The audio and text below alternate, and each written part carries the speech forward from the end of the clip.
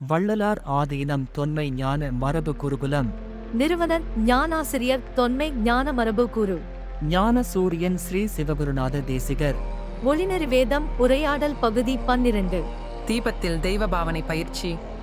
வணக்கம் குருவே, தங்கள் திருவடிகள் பணிந்து வணங்குகிறேன். மனுஷனுக்குள்ள நடக்கிற மர்மங்கள் பற்றிய ஆய்வில கடந்த நம்ம உரையாடல்ல தீபத்தில் தெய்வ பாவனை பயிற்சியை இந்த உரையாடல்ல பயிலுவோம்னு சொன்னீங்க. ஆம் மகளே, தீபத்தில் தெய்வ பாவனை என்பது கனல் நெறி தீப வழிபாட்டு தவம். இதற்கு தேவையான பொருட்கள்: மண்ணாலான அகல் விளக்கு, எண்ணெய், திரி, பத்தி, தீப்பெட்டி, ஒரு அடி உயரமுள்ள நாற்காலி, அகல் வைப்பதற்கான அடித்தட்டு, நெய்வேத்தியத்திற்கு கற்கண்டு, திராட்சை, வாழைப்பழம், அமர்வதற்கு விரிப்பு, கற்பூரம், புஷ்பம் முதலியவை. முறைப்படி ஏற்றப்பட்ட அகல் தீபத்தை ஓரடி உயரத்தில் உள்ள பீடத்தில் வைக்க வேண்டும். அதற்கு முன் தரையில் அவரவர்கள் வசதிக்கு ஏற்ப கோலமிட்டு அலங்கரித்தல் வேண்டும். தீபத்திற்கு அடியில் பூக்களை தூவிட வேண்டும். பின்பு நெய்வேத்தியமாக கற்கண்டு, திராட்சை, வாழைப்பழம் போன்று ஏதேனும் ஒன்றை படைத்து வாசனை பத்தி ஏற்றி வைக்க வேண்டும். வழிபாட்டு நிகழ்வை அவரவர்கள் விருப்பப்படி எளிமையான முறையில் செய்து கொள்ளலாம். இந்த வழிபாட்டு இடத்தில் வேறு படங்களோ உருவ சிலைகளோ இருக்கக்கூடாது. அருட்பெருஞ்சோதி மகா மந்திரத்தை உச்சரித்து தீபத்தை ஏற்ற வேண்டும். நமக்காக வள்ளல் பெருமானார் அவர்கள் அகல் தீபத்தை ஏற்றி வைத்ததாக பாவிக்க வேண்டும். கற்பூரம் ஏற்றி தீபத்தை ஆராதிக்க வேண்டும். பின்பு கற்பூர தீபத்தை தொட்டு கண்களில் ஒற்றி கொள்ளுதல் வேண்டும். கற்பூர ஆராதனையின் போது வள்ளல் பெருமானார் அவர்கள் வழங்கிய ஜோதி ஜோதி பாடலை பாடி வணங்குதல் வேண்டும். இது ஒளி வழிபாடு ஆகும். இப்போது தீபத்தை ஒட்டி 2 முதல் 3 அடி இடைவெளி விட்டு விரிப்பு இட வேண்டும். தீபத்துக்கு நேராக நின்று விரிப்பை வணங்க வேண்டும். பின் விரிப்பில் தங்களால் என்ற முதுகுத்தண்டு நிமிர்ந்து அமரும் ஆசனம் எதுவாயினும் நல்லது. இப்போது கண்களை மூடி இடது கண்ணில் மனதை நிறுத்தி நம்முடைய தாயார் நம் முன்னே வந்து நம்மை நேரில் ஆசீர்வாதம் செய்வதாக பாவித்து தாயாரின் திருவடியை வணங்குதல் வேண்டும். அவ்வாறே வலது கண்ணில் மனதை நிறுத்தி தந்தையை நினைத்து அவர் திருவடியை வணங்க வேண்டும். பின்பு புருவ மத்தியில் மனதை நிலைநிறுத்தி நம்முடைய குரு நம்மை ஆசீர்வாதம் செய்வதாக பாவித்து அவர் திருவடி வணங்க வேண்டும். இதில் பாவனை மிக மிக முக்கியம். கனல் நெறி தீப வழிபாட்டு தவ பயிற்சி 3 நிலையாக வகுக்கப்பட்டுள்ளது. துவக்க நிலை கனல் நெறி தீப வழிபாட்டு தவம். இது பரு உடலை மையமாக கொண்டது. இயக்க நிலை கனல் நெறி தீப வழிபாட்டு தவம். இது நுண்ணுடலை மையமாக கொண்டது. ஒடுக்க நிலை கனல் நெறி தீப வழிபாட்டு தவம். இது மூல உடலை மையமாக கொண்டது. இந்த ஒவ்வொரு மையத்திலும் பருடலுக்கான பயிற்சி சுவாச பயிற்சியாகவும், நுண்ணுடலுக்கான பயிற்சி மந்திர பயிற்சியாகவும், மூல உடலுக்கான பயிற்சி தீப பாவனை பயிற்சியாகவும், இவ்வாறு ஒவ்வொரு உடல்களுக்கும் 3 பயிற்சிகள் என மொத்தம் 9 பயிற்சிகள் உள்ளன. இவைகளை ஒவ்வொன்றாக இனி காண்போம். முதலாவதாக துவக்க நிலை கனல் நெறி தீப வழிபாட்டு தவம் ஆகிய பருடலை மையமாக கொண்ட தீப பாவனை பயிற்சிகளான சுவாச பயிற்சி, மந்திர பயிற்சி, தீப பாவனை பயிற்சி ஆகிய 3 பயிற்சிகளை முதலில் காண்போம். இப்பயிற்சியானது சுத்த தேகத்திற்கானது, அதாவது உணர்வு லய உடலுக்கானது. இந்த 3 பயிற்சிகளும் பருடலை மையமாக கொண்டு 3 உடல்களையும், அதாவது பருவுடல், நுண்ணுடல், காரனுடல் ஆகியவைகளை தூய்மைப்படுத்துபவை. சுவாச பயிற்சிகள் பருடலுக்கானவை, மந்திர பயிற்சிகள் நுண்ணுடலுக்கானவை, கனல் விளங்கும் தீபச்சுடர் பாவனை பயிற்சிகள் மூல உடலுக்கானவை. இப்பயிற்சியில் அகல் தீப சுடரின் அடியை கண்களால் பார்த்து வணங்கி, சுடரை கண்களால் சுடரின் அடியிலிருந்து தொடங்கி வலமாக சுற்றி சுடரின் மேல் வந்து மீண்டும் சுடரின் அடியை கண்டு வணங்க வேண்டும். கண்களை சுழற்றியே இப்பயிற்சியை செய்ய வேண்டும். இது தீப வணக்கம். இதனை போன்று 3 முறை செய்தல் வேண்டும். அதன்பின் பருடலை மையமாக கொண்ட சுவாச பயிற்சி. கண்களை மூடிக்கொண்டு மூக்கின் வழியாக மெல்ல சுவாசத்தை முடிந்தவரை உள்ளே இழுத்து சற்று நிறுத்தி பின் மெல்ல விடுதல் வேண்டும். இதனை குறைந்தபட்சம் 3 முறை, அதிகபட்சம் 10 முறை செய்தல் வேண்டும். மூச்சை உள்ளே இழுக்கும் பொழுது நம்மை சூழ்ந்து இருக்கின்ற அமைதியான அதிர்வுகளும் தூய்மை அலைகளும் நல்ல எண்ணங்களும் சுவாசத்துடன் உள்ளே நுழைவதாக பாவித்தல் வேண்டும். பின்பு மூச்சை உள்ளே நிறுத்தி நற்பண்புகள் உணர்வு பூர்வமாக உடல் முழுவதும் தானாக பரவுதலை உணர வேண்டும். பின்பு மூச்சை வெளிவிடும்போது நமக்குள் குவிந்துள்ள தீய எண்ணங்களும் தீய சக்திகளும் வெளியேறும் சுவாசத்தோடு வெளிப்பட்டு கரைவதாக பாவித்தல் வேண்டும். இந்த பயிற்சிகளை செய்யும் பொழுது அழுத்தமில்லாமல் எளிதாக இயல்பாக அமையும் வகையில் செய்தல் வேண்டும். காற்றும் மனமும் ஒரே இனத்தை சேர்ந்தவை. காற்று பருமை வடிவம், மனம் நுண்மை வடிவம். மனம் ஒடுங்கும் போது காற்றும் ஒடுங்கும். மனம் முரண்படும் போது காற்றும் வேகம் எடுக்கும். இதை அனுபவத்தால் உணரலாம். பருடலை மையமாகக் கொண்ட மந்திர பயிற்சி மந்திரங்களுக்குள் மனிதனை மாற்றி அமைக்கும் மகா வல்லமை பொருந்திய மகா மந்திரம் அருட்பெருஞ்சோதி. அருட்பெருஞ்சோதி மகா மந்திரத்தை ஒவ்வொரு எழுத்தையும் முழுமையாக இடைவெளி விட்டு உச்சரிக்க வேண்டும். வெளியில் கேட்கும்படி மெல்ல உச்சரிக்க வேண்டும். உச்சரிக்கும் போது நாம் உச்சரிப்பதை நாமே கவனித்து கேட்க வேண்டும். இந்த விதிகளை பின்பற்றி மகா மந்திரத்தை குறைந்தபட்சம் 3 முறை அதிகபட்சம் 10 முறை சீரான இடைவெளி விட்டு சொல்ல வேண்டும்.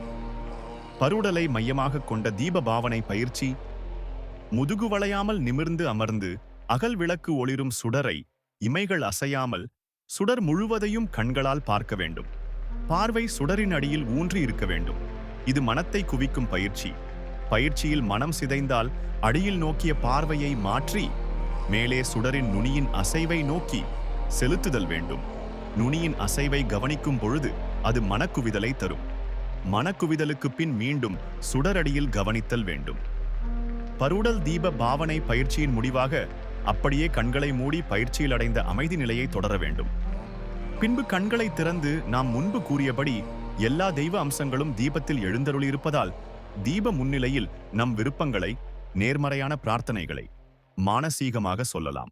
பிரார்த்தனை முடிந்ததும் எழுந்து நின்று முதலில் தீபத்தையும் பின்பு அமர்ந்த ஆசனத்தையும் வணங்கி தவத்தை முடிக்க வேண்டும். பயிற்சி முடிந்த பின் தீபத்திற்கு முன்பாக வைத்திருந்த பிரசாதங்கள், விபூதி, தீர்த்தம் ஆகியவற்றை எடுத்து விழி இமை அசையாமல் பார்க்க வேண்டும். பார்க்கும் பொழுது நமக்குள் பயிற்சி மூலம் கிடைத்த தவ ஆற்றல் பார்வை மூலம் அந்த பொருள்கள் மீது ஊடுருவதாக பாவிக்க வேண்டும். பின்பு பிரசாதத்தை நாமும் அடுத்தவர்களும் பகிர்ந்து உண்ணலாம். இது மாற்றங்களை தரும் மருந்து. குருவே, பருவுடல் மையத்திற்கான சுவாச பயிற்சி, மந்திர பயிற்சி, கனல் விளங்கும் தீபச்சுடர் பயிற்சி அருளினீர்கள். கனல் பற்றிய உண்மை என்ன? ஸ்தூல கனல் நம் உடலுக்கு உணவை சமைத்து தருகின்றது. தெய்வக் கனல் நம் உடலுக்கு சூட்சும சக்திகளை சமைத்து தருகின்றது. இத்தவமுறை அனைத்தும் வள்ளல் பெருமான் அவர்கள் சித்தி வளாக திருமாளிகையில் நேரடியாக விளக்கிக் காட்டிய தீபத்தில் தெய்வ பாவனை பயிற்சியாக உள்ளதே. தற்போது வள்ளல் பெருமான் அவர்கள் உள்நின்று உணர்த்திட உணர்ந்தபடி வெளிப்பட்டது. அடுத்து இரண்டாவதாக இயக்க நிலை கனல் நெறி தீப வழிபாட்டு தவமாகிய நுண்ணுடலை மையமாக கொண்ட தீப பாவனை பயிற்சி. இது பிரணவ தேகத்திற்கான ஓங்கார விரிவு உடலுக்கானது. இதற்கான சுவாச பயிற்சி, மந்திர பயிற்சி, தீப பாவனை பயிற்சியை காண்போம். இப்பயிற்சியினை வள்ளல் பெருமான் அவர்கள் தன்னுடைய அணுக்க நண்பர் ஒருவருக்கு கடிதம் மூலம் தெரிவித்து இது ரகசியம் என்று குறிப்பிட்டு உள்ளார்கள். நுண்ணுடலை மையமாக கொண்ட மூச்சு பயிற்சி. இந்த பயிற்சிக்கு பெயர் அஜபா. அஜபம் என்பது ஜெபியாத ஜெபம் ஆகின்றது. அதாவது நாம் ஜெபிக்காமலேயே நமக்குள் இருந்து ஜெபிக்கப்படும் ஒரு வகை ஜெபம். காற்றை இழுக்கும் போது எழும் சத்தம் சோ, காற்றை விடும்போது எழும் சத்தம் ஹம். நாம் மூச்சை உள்ளே இழுக்கும் போதும் வெளியேற்றும் போதும் நம் உடலுக்குள் இயற்கையாக எழும் சத்தம் சோகம். இந்த சுவாசத்தால் வெளிப்படும் மந்திரலை நம் பரு உடலையும் மூல உடலையும் இணைக்கும். குருவே, அப்படியென்றால் இந்த பருவுடல் மூல உடல் இணைப்பிற்கு இடையில் எது தடையாக உள்ளது? இடையில் நுண்ணுடலாக எண்ணங்கள் வடிவில் இயங்கும் நாம் தான் தடையாக இருக்கின்றோம். நம் எண்ணங்களை சுவாசத்தோடு இணைத்து சோகம் என்று பாவித்தால் 3 உடல்களும் சமநிலைப்படும். 3 உடல்களும் ஒன்றோடு ஒன்று முரண்படுவதால் தான் எல்லா வகை இடர்களும் தொடர்கின்றன. சோவில் உள்ள ஓ, ஹம் மில் உள்ள ம் சேர்ந்துதான் ஓம் என்ற பிரணவ ஜெபம் ஆகின்றது. இது நம்மை பிரபஞ்ச அசைவோடு இணைக்கும். இதுவும் குறைந்தபட்சம் 3 முறை அதிகபட்சம் 10 முறை சீரான இடைவெளி விட்டு செய்தல் வேண்டும். நுண்ணுடலை மையமாக கொண்ட மந்திர பயிற்சி. இப்பயிற்சியில் அருட்பெருஞ்சோதி மகா மந்திரத்தை உதடும் நாக்கும் அசையாமல், அதாவது சத்தம் வெளியே வராமல் மானசீகமாக நமக்குள்ளாகவே நிறுத்தி நிதானமாக சீராக இடைவெளி விட்டு எழுத்துக்களை முழுமையாக உச்சரித்து சொல்லுதல் வேண்டும். இதுவும் குறைந்தபட்சம் 3 முறை அதிகபட்சம் 10 முறை சீரான இடைவெளி விட்டு செய்தல் வேண்டும். நுண்ணுடலை மையமாக கொண்ட தீப பயிற்சி. இப்பயிற்சியில் முதலில் நாம் ஏற்றி வைத்த அகல் தீப ஜோதியை சிறிது நேரம் இமைக்காமல் பார்க்க வேண்டும். அப்படி பார்த்த பிறகு கண்களை மூடி நாம் பார்த்த தெய்வச் சுடரை புருவ மத்தியில் மனக்கண்ணால் கொண்டு வந்து பார்க்க வேண்டும். சரியாக தோன்றாவிட்டால் மீண்டும் கண்களை திறந்து அகல் தீப ஜோதியை பார்த்து கண்களை மூடி புருவ மத்தியில் பார்க்க வேண்டும். கண்களை மூடியவுடன் புருவ மத்தியில் சுடர் தெரியும் வரை இந்த பயிற்சியை பயிலுதல் வேண்டும். புருவ மத்தியில் பாவித்த தீபச்சுடரை இறைவனாக ஏற்று தொடர்ந்து அது கலையும் வரை பார்க்க வேண்டும். பயிற்சியின் முதிர்ச்சியில் நினைத்தவுடன் அங்கு தீபச்சுடர் தோன்றும் அளவுக்கு பக்குவம் வரும். அந்த சுடரை இறைவனாக ஏற்று வணங்கி பிரார்த்தனை செய்து சரணடைதல் வேண்டும். வள்ளல் பெருமானார் அவர்கள் தம் அணுக்கத் தொண்டர் திரு தொழுவூர் வேலாயுத முதலியார் அவர்களுக்கு தம் கைப்பட வரைந்து காட்டிய தீபபாவனை குறிப்பில் புருவ மத்தியில் ஒரு வெண்தாமரை மலர் இருப்பதாக பாவித்து, அதன் மத்தியில் ஓங்கார வடிவ நடுவில் அசையாதொரு தீபம் இருப்பதாக பாவித்து, தீபம் நடுவே கடவுள் விளங்குவதாக பாவிக்க வேண்டும். சுத்த சன்மார்க்க யோகமாதி சித்திகளும் கைகூடும் என்று உள்ளது. இவ்வாறு வேலாயுதனார் குறிப்பேட்டில் உள்ளது. நம் தேகத்தின் புருவ மத்தியில் நமது ஆன்ம அறிவு என்கின்ற கற்பூரத்தில் கடவுள் அருள் என்கின்ற தீபம் விளங்குவதாக பாவித்து பார்த்து அதில் பழகி பழகி கடவுளிடத்தில் உண்மையாகி அன்பையும் ஜீவர்களிடத்தில் உண்மையாகி காருண்யத்தையும் இடைவிடாமல் வைத்து ஓங்கார சிவ பஞ்சாட்சர ஜெபம் செய்தல் வேண்டும். குருவே, தாங்கள் வெளிப்படுத்தும் தெய்வ ரகசியங்கள் கொண்ட பருவுடல் மையம், நுண்ணுடல் மையம் 3 நிலை பயிற்சிகள் புரிந்தது. அடுத்து மூல உடலை மையமாக கொண்ட தீப பாவனை பயிற்சி எது? இது ஞான தேகத்திற்கான ஒளியாளுமை உடலுக்கானது. பருடல், நுண்ணுடல். தீபத்தில் தெய்வ பாவனை பயிற்சிகள் இரண்டையும் முறையாக பயின்றவர்கள் மட்டுமே மூல உடல் தூய்மைக்கான தீபத்தில் தெய்வ பாவனை பயிற்சி பயிலுதல் வேண்டும். இப்பயிற்சிக்கான உபதேசத்தை வள்ளல் பெருமானார் அவர்கள் ஞானசபை ஜோதி தரிசனத்தில் திரைமறைவில் மறைத்து வைத்தார்கள். மூல உடலை மையமாக கொண்ட சுவாச பயிற்சி. நிமிர்ந்து அமர்ந்து கொண்டு மெல்ல எவ்வளவு சுவாசத்தை உள்ளே எடுக்க முடியுமோ அவ்வளவு சுவாசத்தை மூக்கால் இழுத்து தொண்டையில் நிறுத்தி மெல்ல வாயால் வெளியிட வேண்டும். அப்படி வெளியிடும்போது ஓம் என்ற பிரணவ ஒலியோடு வெளியேற்றுதல் வேண்டும். அவ்வாறு வெளியேற்றும் போது ஓம் பிரணவ ஒலி நம் உடலின் பின்புறமாகிய முதுகுத்தண்டின் கீழ் மூலாதார சக்கரத்தில் ஓ என்ற சப்தமாக தொடங்கி முதுகின் வழியாக கழுத்திற்கு வந்து பின்பு சிரசுக்கு வந்து சிரசிலிருந்து சிரசின் முன்பக்கம் உள்ள புருவ மத்தியில் நுழைந்து அங்கு என்ற சப்தமாக மாறி பின் அங்கிருந்து சிர நடுவில் சென்றடைவதாக பாவிக்க வேண்டும். இவ்வாறு ஒரு முறை செய்து முடித்த பின் எல்லையற்ற ஒரு அமைதி நிலை அலை அனுபவமாகும். எண்ணங்கள் வந்து அந்த அலைகளை கலைக்கும் வரை அடுத்த சுவாசத்திற்கு செல்லக்கூடாது. சுவாசமும் ஒடுங்கியிருக்கும். எண்ணங்களால் சலனம் எப்போது ஏற்படுகிறதோ மீண்டும் அதே பிரணவ சப்த பயிற்சியை தொடர வேண்டும். இதில் அனுபவமாக வேண்டியது எண்ணங்களற்ற இடைவெளியின் நீட்சிதான். இந்த பயிற்சியில் அழுத்தம் மற்றும் வேகம் இருக்கக்கூடாது. இப்பயிற்சியை குறைந்தபட்சம் 3 முறை, அதிகபட்சம் 5 முறை மட்டுமே செய்தால் போதுமானது. மூல உடலை மையமாக கொண்ட மந்திர பயிற்சி.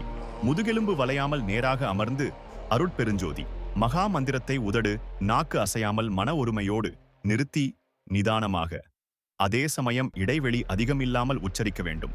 இவ்வாறு உச்சரித்துக் கொண்டு இருக்கும் போது திடீர் என்று நிறுத்தினால் அப்போது நம் முயற்சி இல்லாமலே நமக்குள்ளாகவே நாம் கூறிய மந்திர ஒலிகள் எதிரொலியாக வரும். அது வரும்போது நாம் அமைதியாக இருந்து அதனை கேட்க வேண்டும். அது நின்றவுடன் மீண்டும் ஜெபத்தை தொடர வேண்டும். இதற்கு எண்ணிக்கை, கால அளவு இல்லை. விரும்பும் அளவுக்கு தொடரலாம். இறுதியாக மூல உடலை மையமாக கொண்ட தீப பயிற்சி.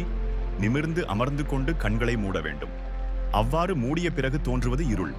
அந்த இருளில் ஒரே ஒரு புள்ளியை மையமாக கொண்டு கண்களை அசைக்காமல் பார்க்க வேண்டும். பருவுடலுக்கான நுண்ணுடலுக்கான முதல் 2 பயிற்சிகளை செய்து முடித்தவர்களுக்கு திரைகளாகிய இருளுக்குள் லேசான மேகம் போன்று ஒளி அலைகள் தோன்றும். நாம் இருளுக்குள் மையப்படுத்தி அந்த புள்ளியில் இருந்து விலகாமல் பார்க்க வேண்டும். பயில சிறு சிறு ஒளி புள்ளிகள் தோன்றும். அப்பொழுதும் இலக்கை மாற்றக்கூடாது.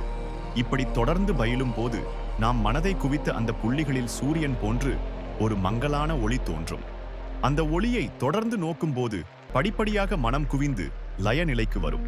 லயத்தில் பேரின்பம் பேராற்றலும் ஒளியில் பிரகாசமும் மிகும். அற்புதம் குருவே. வள்ளலார் ஆதீனம் பயிற்சிகள் மேலும் உள்ளனவா? அடுத்த பயிற்சியாக மனசாட்சி பயிற்சி உள்ளது. அதை பயில்வதற்கு முன் மனசாட்சி மேன்மைகளையும் சத்குரு, ஜேகத்குரு, ஸ்தூலகுரு பற்றிய பேருண்மைகளை அறிய வேண்டும். அவைகளை நம் அடுத்த உரையாடலில் தொடரலாம். அருமை குருவே, மிக்க நன்றி. நல்லது மகளே, இறைமையின் ஆசிர்வாதங்கள் தொடரட்டும். இந்த உரையாடல் பகுதி பயனுள்ளதுன்னு நினைச்சா இதை உங்க நண்பர்கள், உறவினர்கள் அனைவருக்கும் ஷேர் பண்ணுங்க. அப்படியே எங்க ஒளிநெறி வேதம் யூடியூப் சேனல் சப்ஸ்கிரைப் பண்ணுங்க. நீங்க தர ஆதரவும் ஊக்கமும் இன்னும் பல பேருண்மைகள் வெளிவர உந்து சக்தியா அமையும். வாங்க ஒளிநெறி வேதம் கத்துக்கலாம். எல்லா உயிர்களும் இன்புற்று வாழ்க. வள்ளல் மலரடி வாழ்க வாழ்கவே. குருவே சரணம்.